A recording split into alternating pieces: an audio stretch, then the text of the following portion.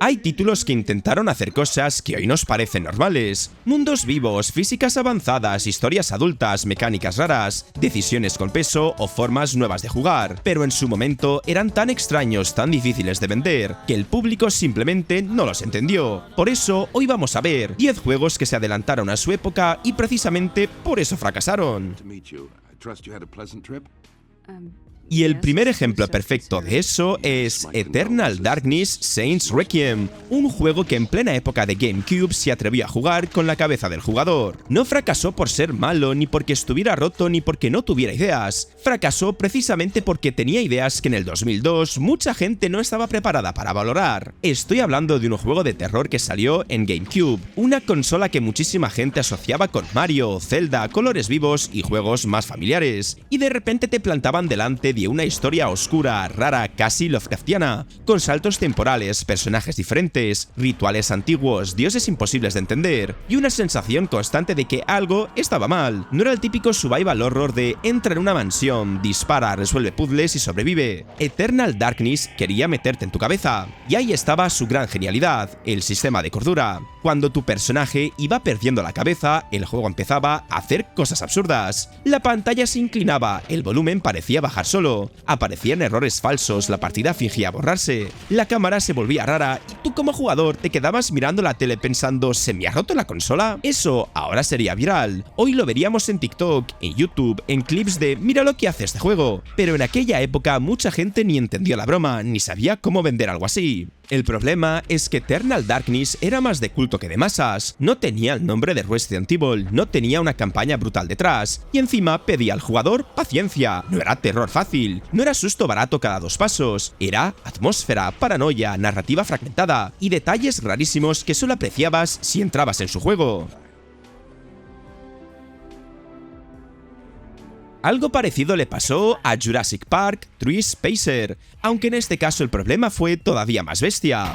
Si lo miras hoy, casi da pena porque muchas de las cosas que intentaba hacer en 1998 suenan a ideas que años después venderían como revolucionarias. Tree Spacer quería ser un juego de Jurassic Park, donde no ibas por pasillos disparando dinosaurios sin pensar. Quería que sintieras que estabas perdido en una isla enorme, abandonada, peligrosa, con ruinas de InGen, laboratorios destruidos. La idea era brutal, un mundo semiabierto, física avanzada, narrativa ambiental, pocas interfaces, exploración libre y un cuerpo que funcionaba casi como parte del gameplay. Vamos, una locura para la época. El problema es que la tecnología no acompañaba. El juego tenía un sistema de brazo independiente que sobre el papel era increíble. Podías coger objetos, moverlos, apuntar armas de forma física, interactuar con el entorno, pero en la práctica parecía que estabas controlando el brazo de alguien después de 3 cafés y una mala noche. Apuntar era incómodo, mover cajas era un suplicio, y enfrentarte a un dinosaurio podía ser más gracioso que aterrador. Y luego estaba la física. Tree Spacer quería que todo tuviera peso, choque, movimiento y lógica, pero los ordenadores de la época no estaban preparados para tanta fiesta. El resultado era un juego roto, torpe, con bugs, bajones de rendimiento y momentos donde parecía que la isla entera se estaba desmoronando delante de ti. Pero ahí está lo curioso. Debajo de todo ese desastre había una visión adelantadísima. Hoy hablamos de inmersión, de interfaces limpias, de mundos abiertos que cuentan historias sin explicártelo todo, de físicas realistas y de supervivencia emergente. Tree Spacer ya estaba intentando eso cuando muchos juegos todavía funcionaban con estructuras mucho más simples. Y de esa ambición técnica pasamos a una ambición narrativa pura, porque The Last Express también fue un juego que llegó demasiado pronto. The Last Express era demasiado especial, demasiado raro y demasiado ambicioso para una época en la que la mayoría de los jugadores todavía estaban intentando entender hacia dónde iba el videojuego. El juego salió en 1997, creado por Jordan Meinzer, el mismo de Prince of Persia, y la idea era una locura preciosa, una aventura de misterio ambientada en el Orient Express, justo antes de la Primera Guerra Mundial, donde todo ocurría prácticamente en tiempo real. Y esto, dicho ahora, suena normalito, pero en aquel momento era una barbaridad. Aquí los personajes no estaban esperando quietos a que tú fueras a hablar con ellos. Tenían sus rutinas, sus conversaciones, sus secretos, sus horarios. Si tardabas demasiado, una escena podía pasar sin ti. Si estabas en otro vagón, alguien podía hacer algo importante mientras tú ni te enterabas. El mundo no giraba alrededor del jugador, y eso era justo lo revolucionario. Pero claro, también era lo que lo hacía difícil de vender. The Last Express no era una aventura cómoda, no te llevaba de la mano, no te marcaba todo con flechitas, no te decía, oye, ven aquí que ahora toca una escena importante. Te soltaba en un tren lleno de gente sospechosa, idiomas, política, tensión internacional y pequeños detalles, y esperaba que tú prestaras atención. Y ahí está el drama. The Last Express tenía narrativa potente, tiempo real, personajes con vida propia y una estructura adulta cuando muchos juegos todavía funcionaban con puzzles encadenados. Hoy se valoraría como una obra de autor. En 1997 simplemente era demasiado extraño para el gran público. Esa idea de contar historias de una forma diferente también la intentó Fahrenheit, un juego que en 2005 ya estaba empujando hacia el cine interactivo moderno, porque cuando salió en 2005 parecía una rareza dificilísima de colocar. No era una aventura gráfica clásica, no era un juego de acción puro, no era una película interactiva como las que luego se pusieron de moda. Era una mezcla extraña, ambiciosa y un poco caótica, pero también tenía algo muy claro. Quería que el jugador sintiera que estaba dentro de una historia, y eso para la época era bastante adelantado. Fahrenheit arrancaba de una forma brutal. Un hombre mata a alguien en el baño de una cafetería, sin saber muy bien qué ha pasado, y tú tienes que reaccionar en tiempo real. Limpiar pruebas, esconder el arma, salir sin levantar sospechas, controlar los nervios. Era una escena que te metía presión de verdad, porque no estabas viendo una cinemática, estabas intentando sobrevivir a las consecuencias. La gracia del juego estaba en que no solo controlabas al supuesto asesino, también llevabas a los policías que investigaban el caso, y eso era una idea buenísima, porque te colocaba en los dos lados de la persecución. Como jugador sabías demasiado, pero al mismo tiempo querías que todos avanzaran. Era muy cinematográfico, muy raro y muy potente. El problema es que Fahrenheit se adelantó tanto que también se tropezó con sus propias ideas. Quería ser cine, thriller, drama psicológico, aventura sobrenatural y juego de decisiones todo a la vez. Y claro, al principio parecía una obra maestra, pero según avanzaba, la historia se iba descontrolando. De un crimen misterioso pasabas a conspiraciones, profecías, poderes raros y momentos que parecían sacados de otra película distinta. Aún así, su importancia está ahí. Muchas cosas que después asociamos a Heavy Rain, Detroit Become Human o los juegos narrativos modernos, Fahrenheit ya las estaba intentando antes. Después tenemos Fuse, que parecía un caso distinto, pero en el fondo también entra en esta lista por una razón muy clara. Tenía ideas cooperativas que hoy se entenderían mucho mejor.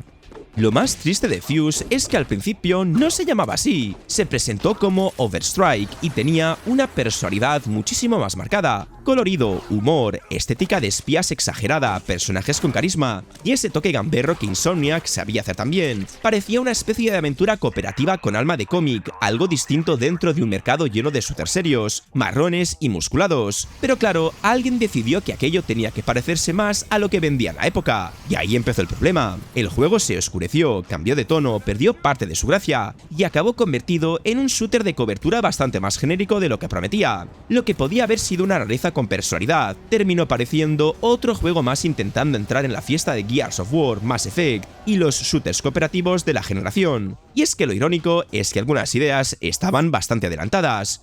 Hoy estamos muy acostumbrados a juegos donde cada personaje cumple un rol, donde las habilidades se combinan, donde el cooperativo no es solo 4 personas disparando, sino crear estrategias entre todos. Fuse ya intentaba eso con armas muy locas, escudos, agujeros negros, cristalización de enemigos, daño en cadena. Sobre el papel era bastante más interesante de lo que parecían las portadas.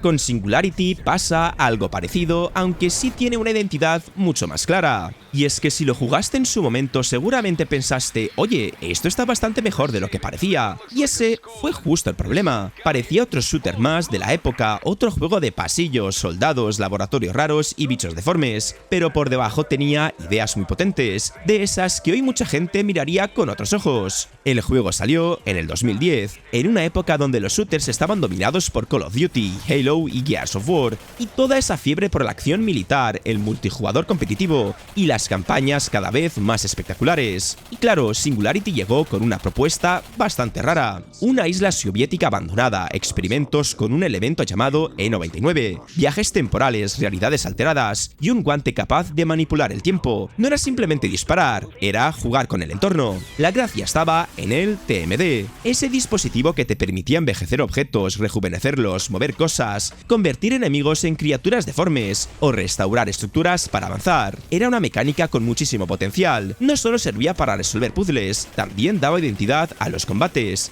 Tenías armas, sí, pero también tenías una herramienta que hacía que el mundo pareciera más vivo y manipulable. El problema es que Singularity llegó en tierra de nadie. No era tan famoso como BioShock, aunque tenía ese aire de shooter narrativo con poderes. No era tan espectacular como los grandes blockbusters. Y encima salió casi como quien deja una caja en una esquina y espera que alguien la encuentre. Y es una pena porque tenía ambición, ritmo, buenas ideas y ese sabor de juego de culto que hoy se echa muchísimo de menos. Y hablando de inmersión, Breakdown fue directamente una locura para el 2004. En su momento salió en Xbox, en una época donde la gente esperaba shooters claros, directos, con armas potentes, enemigos visibles y controles cómodos, y Breakdown dijo: vale, pero ¿y si metemos al jugador dentro del cuerpo del protagonista de verdad? Y ahí empezó tanto su genialidad como su condena. Porque Breakdown no era solo un juego en primera persona, era casi una obsesión por hacerte sentir que estabas ahí. Si comías una barrita energética, veías las manos abrir el envoltorio y llevársela a la boca. Si bebías, veías la botella. Si te caías, la cámara se movía como si realmente hubieras perdido el equilibrio. Si alguien te golpeaba, no era solo un numerito de vida bajando, era el cuerpo entero reaccionando. Hoy eso parece normal, en muchos juegos modernos, pero en el 2004 era rarísimo. El problema es que esa inmersión tenía un precio. Breakdown quería mezclar disparos, exploración, narrativa de ciencia ficción y combate cuerpo a cuerpo en primera persona, y eso último era una locura. Peleabas dando puñetazos, patadas, esquivando, bloqueando, como si estuvieras en una película de acción vista desde los ojos del protagonista. La idea era brutal, pero el control no siempre acompañaba.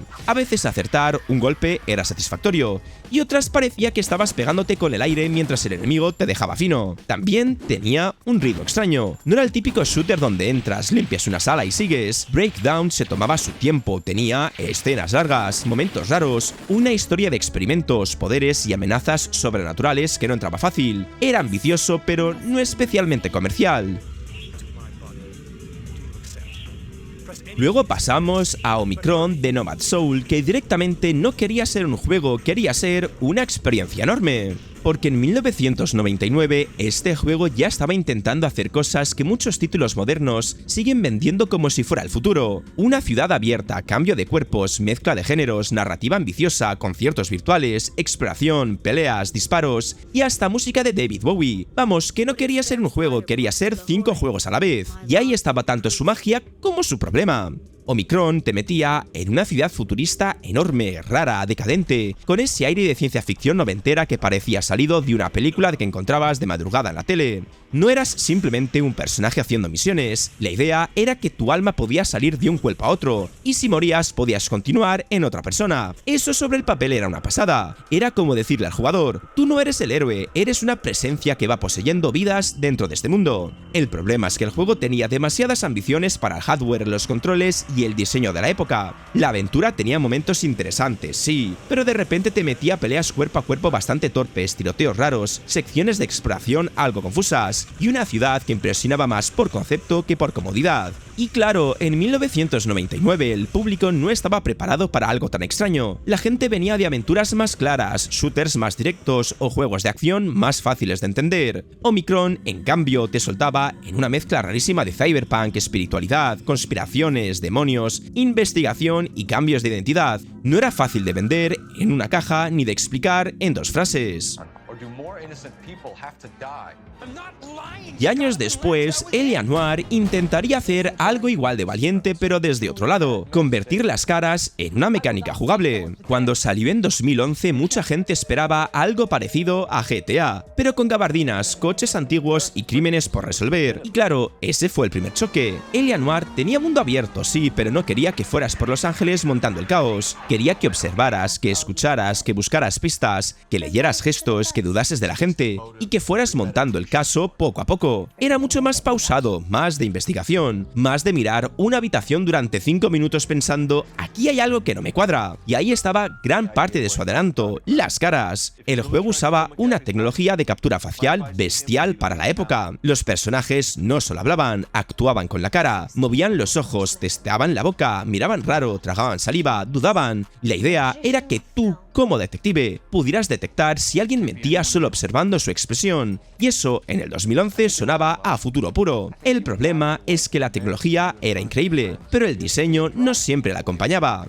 A veces, un personaje parecía estar ocultando un cadáver cuando solo estaba nervioso, y otras veces el juego te castigaba por interpretar mal una cara que tampoco era tan clara. Por eso, L.A. Noire se adelantó y al mismo tiempo se estrelló contra sus propias limitaciones. Quiso convertir la actuación facial en mecánica jugable. Quiso hacer un thriller policial adulto dentro de un mercado obsesionado con la acción, y quiso que el jugador pensara más de lo que disparaba.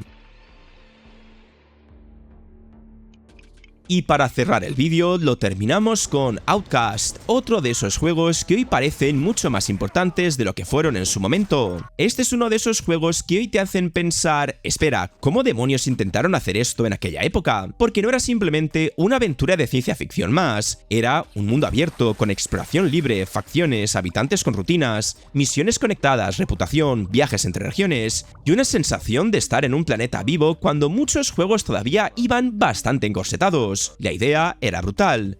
Tú llegabas a Delpha, un mundo alienígena lleno de culturas, criaturas raras, templos, aldeas, zonas sagradas y conflictos políticos. Y el juego no te trataba como si estuvieras en un parque de atracciones lleno de misiones marcadas con luces. Te soltaba ahí y te decía, búscate la vida, habla con la gente, entiende cómo funciona este lugar y decide por dónde avanzar. Y eso en el 99 era una barbaridad. Lo más adelantado era el mundo que reaccionaba ante ti. Si ayudabas a un poblado cambiaban cosas, si debilitabas al enemigo la situación mejoraba. No eran solo hacer recados por hacer, Outcast intentaba hacer que tus acciones tuvieran peso dentro del mundo, pero claro, también tenía un problema enorme, era demasiado ambicioso para su momento, usaba una tecnología basada en voxeles, que le daba un aspecto muy particular, con paisajes enormes y orgánicos, pero también hacía que necesitara un ordenador bastante potente, y en una época donde mucha gente todavía no tenía equipos preparados para mover algo así, eso le pasó factura. Además, no era un juego fácil de vender, no tenía una licencia famosa, no era un shooter directo, no era una aventura sencilla, y su ritmo pedía paciencia. Había que escuchar, leer, perderse, aprender nombres raros, y aceptar que el juego no iba a llevarte de la mano. Y al final, todos estos juegos demuestran algo bastante curioso. A veces la industria no premia al que llega primero, sino al que llega en el momento justo, porque muchos de estos títulos tenían ideas brutales. El problema es que una buena idea, si llega demasiado pronto, también puede convertirse en una condena. Así que la próxima vez que veas un juego raro, torpe o incomprendido, quizá no estés viendo un fracaso cualquiera, quizá estés viendo una idea del futuro atrapada en la época equivocada. Y ahora te pregunto a ti, ¿qué juego crees que fracasó simplemente porque llegó demasiado pronto? Déjamelo en comentarios que me lo apunto para una siguiente parte. Y si quieres comprarte juegos baratos, echa un vistazo a la descripción, porque los vas a encontrar en Eneba y a un precio muy rebajado. Dale al like si te ha gustado el vídeo, al hype si lo estás viendo desde el móvil, y suscríbete si todavía no lo estabas. Dicho esto, nos vemos en el próximo vídeo.